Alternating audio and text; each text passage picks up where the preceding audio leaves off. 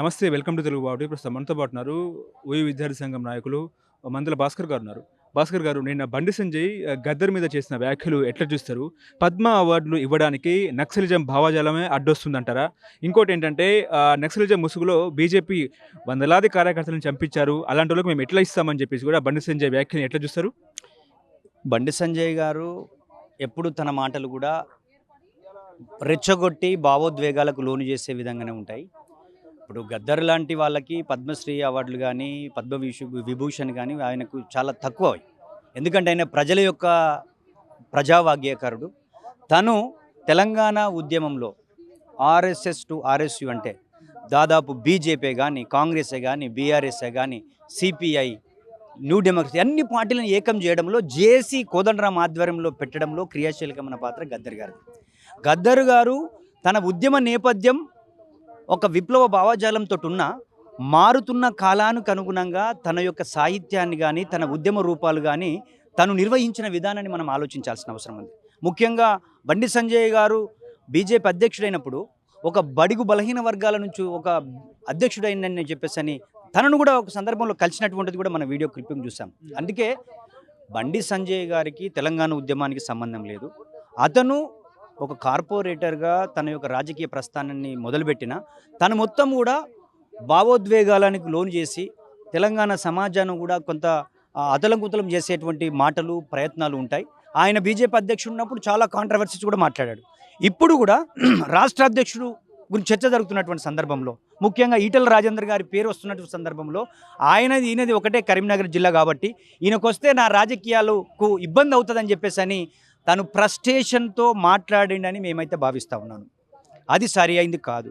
గద్దరు కూడా పోలీసుల మీద పాటలు రాశాడు, పోలీస్ అన్న మీద పాటలు రాశాడు, కార్మికుల మీద రాశాడు.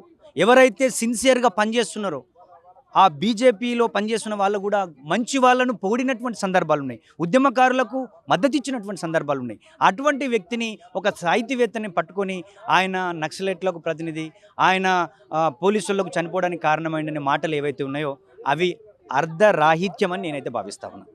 అసలు ఇయ్యమండి, మేము అవార్డులే ఇయ్యము, అయితే ఏంది అన్నట్టు కూడా మాట్లాడారు. ఇప్పుడు నేనేమంటున్నానంటే కాంగ్రెస్ ప్రభుత్వము ఈ తెలంగాణ ప్రాంతంలో ఇటువంటి లెజెండ్స్కి ఇవ్వాలని ఒక ప్రతిపాదన చేసింది.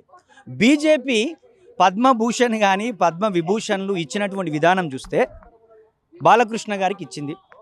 వాళ్ళంతా కూడా వాళ్ళ పార్టీతో అనుబంధంగా ఉన్న వాళ్ళు, కలిసి ప్రభుత్వాలు ఏర్పాటు చేసుకున్న వాళ్ళకే ఇచ్చింది, వాళ్లకు అనుకూలమైన వ్యక్తులకే ఇస్తుంది.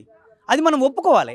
ఏ రాష్ట్రంలో అధికారంలోకి రావడానికి బీజేపీ ఎత్తుగడలు వేస్తున్నటువంటి ఎత్తుగడలో ఈ పద్మ అవార్డులు, పద్మభూషణ్ అవార్డులు అదొక పాచికగా పెట్టి అక్కడ పవర్లోకి రావడానికి స్ట్రాటజీతో పనిచేస్తుందని మేమైతే భావిస్తూ ఉన్నాం. అందులో భాగమే ఈ అవార్డులు అనేది రచ్చ. ఈ అవార్డుల గురించి ఆయనకి అంటే కేంద్ర ప్రభుత్వం, అది బీజేపీ పార్టీ కాదు అధికారంలో ఉన్నది.